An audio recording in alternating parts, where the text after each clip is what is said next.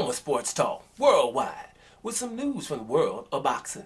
So y'all know what time it is. You ain't in a rush to get concussed, baby. Well, concussion. Let's talk about them heavyweights going to happen on January 1st, New Year's, you know what I'm saying?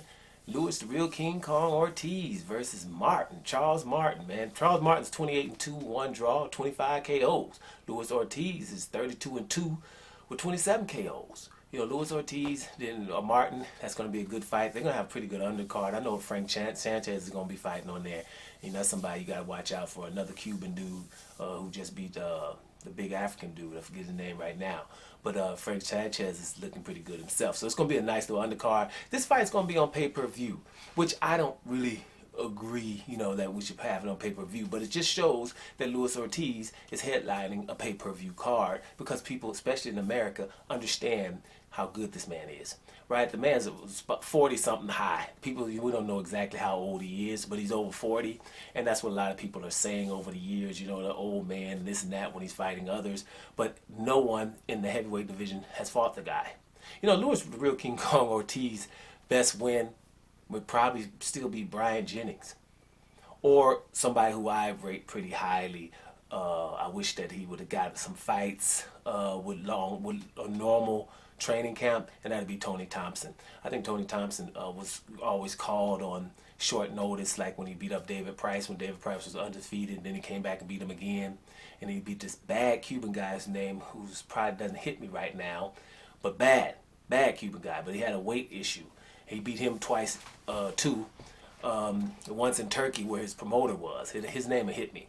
But, you know, Tony Thompson was always called on short notice. So, you know, your boy beat those guys. He beat Brian Jennings and Tony Thompson. Those are his best wins.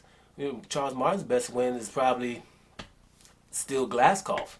When Glaskov was undefeated and they were fighting for the vacant IBF title instead of, because Glaskov he was the mandatory for Deontay Wilder at the time.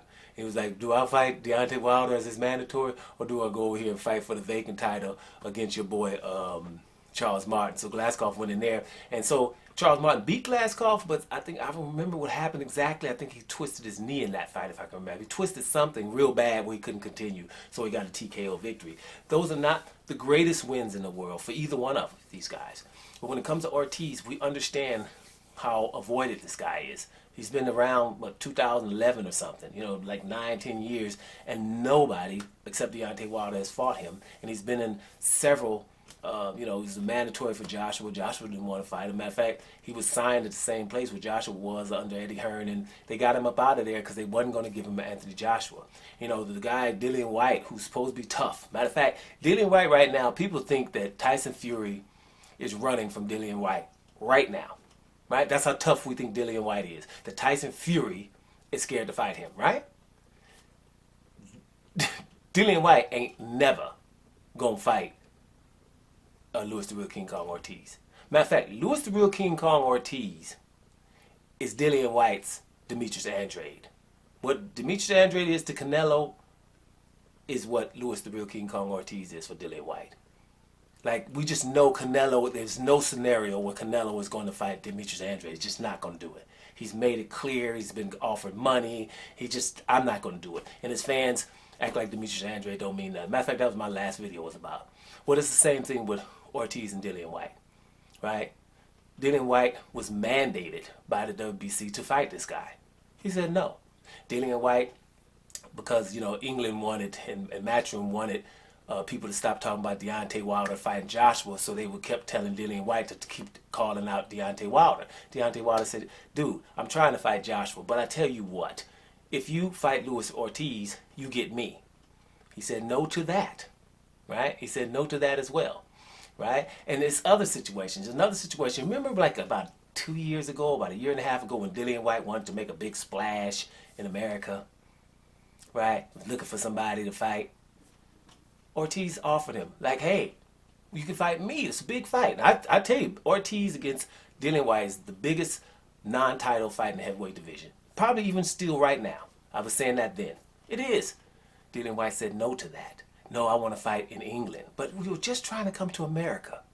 But no, I want to fight in England. Do you know what happened there? Ortiz said, well, I'll come to England. Even though Ortiz had a fight. He had a fight. I forgot who he was lined up to fight. But he was like, I'll say no to that fight and come to England to fight you. No to that too. Right?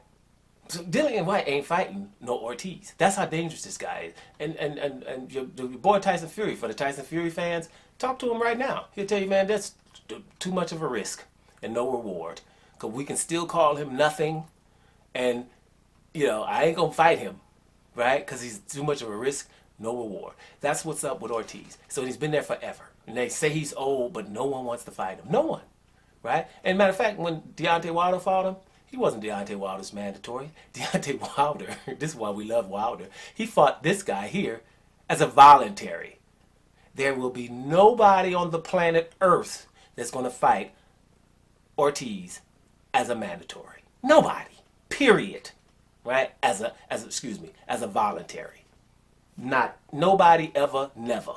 Right? So this is what's going on. So when it comes to Louis the Real King Kong Ortiz, he's the chairman of the Negro Leagues, meaning we know damn well that he's good, but we're going to do that. The boxing people do everything so you just don't get to know this guy real good and try to keep him out of your mouth as much as possible. And he's been there forever, right? The WBC, once Dillian White said no to their mandate, they should have said, well, the hell with you, Dillian White, right? That's what's supposed to be happening.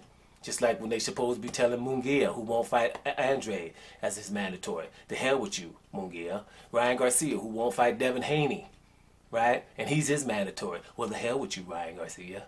That's not what happens. They ignore it because those are Negro League fighters. Andrade is the chairman with Demetrius Andrade, and Devin Haney is a Negro League fighter too. What happens is, okay, we got a whole bunch of people that ain't trying to fight them. We got to figure out something else because we're definitely not going to glorify these brothers. That's what happens. This is what's up with Louis the Real King Kong Ortiz. It is what it is. So my point about Louis the Real King Kong Ortiz is I always need an excuse to talk about him. So he got a fight this week, and it's an excuse. May the best man win this fight. I'm going for Ortiz more because he's older, and I want him to always stay in a position where somebody would have to fight him, but they won't. You know what I'm saying? I don't want him to lose because people can see. Don't matter when he lose. If you're a Negro League fighter, see, somebody else beat you. But it ain't going to be whoever you like. Because whoever you like ain't going to want to fight Louis the Real King Kong Ortiz. They're going to be over there with you, standing somewhere far away from him, calling them old. That's what's going to happen. That's what happens with Louis the Real King Kong Ortiz. So, yeah, I think that him and Martin, like if either won this fight, I'd be happy for that person. It's not like I'm against Charles Martin. If he did beat Louis the Real King Kong Ortiz, that would be his biggest win. And, you would only want to wish him well, right? And if Louis Ortiz wins, he doesn't really have much to win because people can say Charles Martin is nothing. You know what I mean? So it's not a huge fight in that the winner of this fight, somebody going to be like, hey, well, a champion should fight him, or Anthony Joshua should fight him, or Dillian White should fight him. Nobody going to say, no matter who wins. Right? But, excuse me, that's not true. If Charles Martin wins this fight and beats Ortiz, maybe he might be in line for some fights. But Ortiz is obviously something for a long time. And, I don't even think this enhances anything if Ortiz goes out here and takes out Charles Martin. I think that just puts him where he is. Go back into your seat as chairman of the Negro Leagues because ain't nobody going to still fight you. Right? But we're going to still congratulate you. So we keep our eye on the Negro League fighters because no one else is.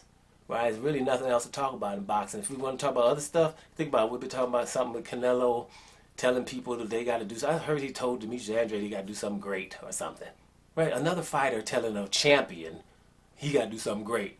But I'm going over here to fight Makabu right quick after I fought Yildirim and Rory Fielding because they did so much great. You know what I'm saying? That's what we got to deal with here. So, yes, it's a Negro League fighter, Louis the Real King Kong Ortiz. Is about to fight on the weekend. Tune in, because it's an old dude, and he going to probably handle his business like he always do. Doma Sports Talk Worldwide. And I'm up out of here, y'all.